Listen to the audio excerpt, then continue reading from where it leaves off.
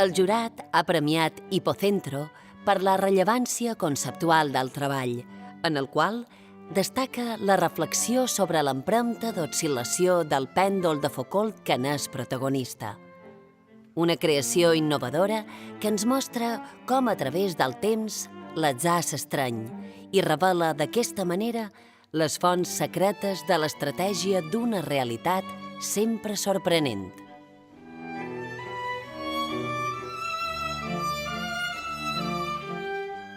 El jurat ha volgut distingir també en dues mencions d'honor les obres d'Iñaki Gracenea i de Lara Fluxà.